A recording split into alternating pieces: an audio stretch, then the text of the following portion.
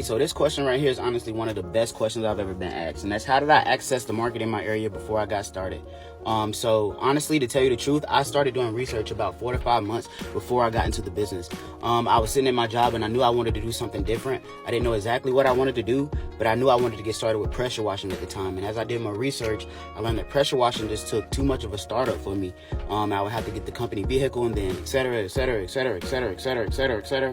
I was like, okay, if I'm going to have to get a vehicle anyways, what can I do with just getting a vehicle? And then I looked at all the different, jobs and salaries and career opportunities. And I figured, hey, let me go ahead and get a cargo van. Did more research, figured out what I could do in the cargo van, what I couldn't do.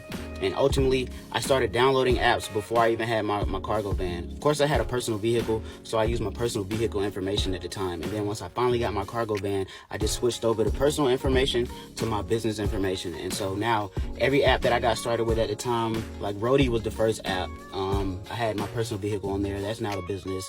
Curry Driver, that's now the business information. Bungee Driver, business information. Freight app, business information. Dispatch It, business information. So if you have to start off, however you got to start off, do that. Get your foot in the door. You don't want to necessarily be on the waiting list for every single app. So get in how you can get in where you fit in, and then from there, just make the necessary adjustments you have to make along the way. One thing I always tell people is, fail forward. You know what I'm saying? Go ahead and be the first to do it so that you can be the first to tell people that's not how you do it. You know what I'm saying? This is the way that I done it and it worked for me. Or I suggest you do this differently than the way I did it. You know what I'm saying? So do your research, but ultimately don't get afraid to get started. Like, get started, download these apps and sign up. The worst they can tell you is that you're gonna have to wait or that you're missing some type of information. And that's a good thing, because that's gonna tell you what you need to do to get to the next level.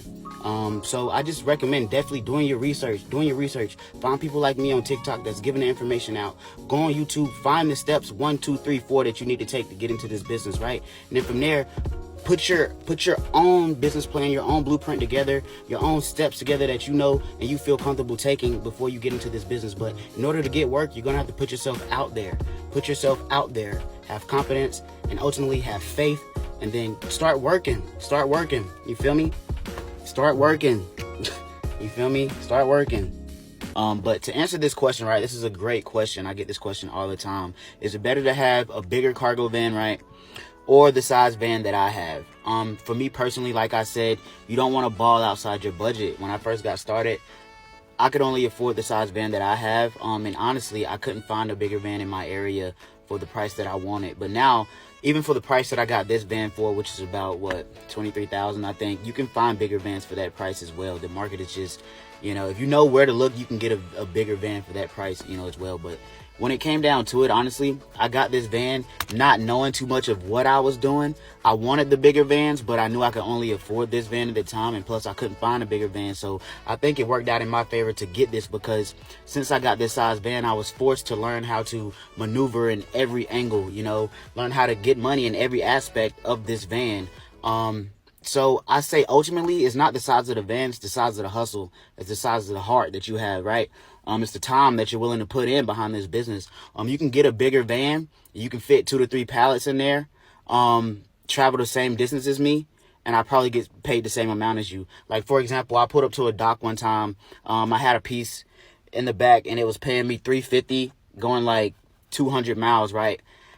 Crazy thing is, when I was getting loaded up, the guy was getting loaded up beside me. I didn't know we were going to the same place. We ended up going to the same place. He had a bigger van. He got 2 pallets. I got 1 pallet, 600 pounds. He got 2 pallets, probably like, ain't no telling, 1,000 pounds, And when we got there, I was like, hey, man, how much they paid you?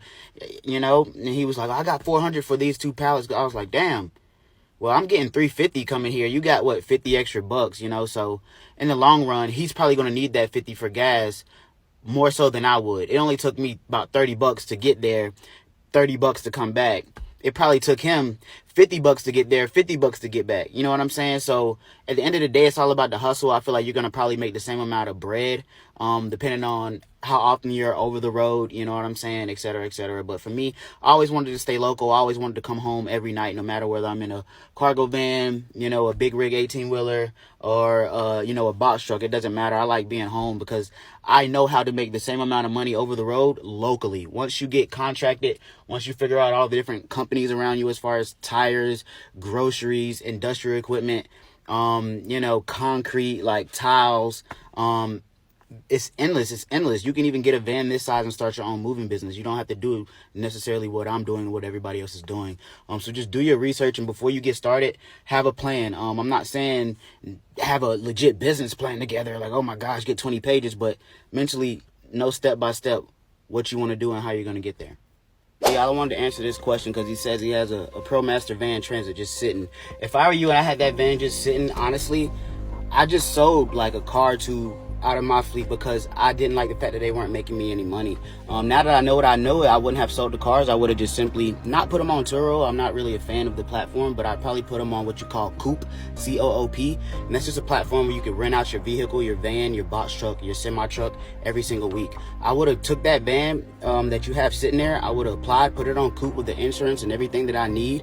And from there, I would have let them rent my van out every week for about $300 to $400 a week and let that bring in revenue so I can pay either the car note on it or I can pay the insurance on it.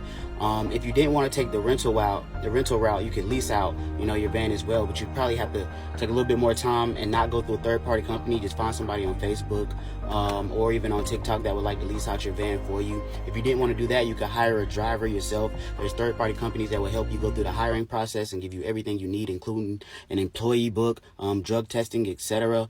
And then from there, you just have to work out a payment plan with your driver every week to make sure they're getting paid every week or every 2 weeks, etc. What else could you do with that van? And you could just get into yourself and start driving it. Get yourself a dispatcher and go over the road, or just stay local, right? If you don't want to get yourself a dispatcher, I say download between 3 to 5 apps and start multi-apping every day in that van to the point where you know that you can wake up and make an easy $100 a day, $200 a day at the very least. If I were you, that's what I would do with that van. But there's no way that I would have any type of vehicle just sitting there not making me any money.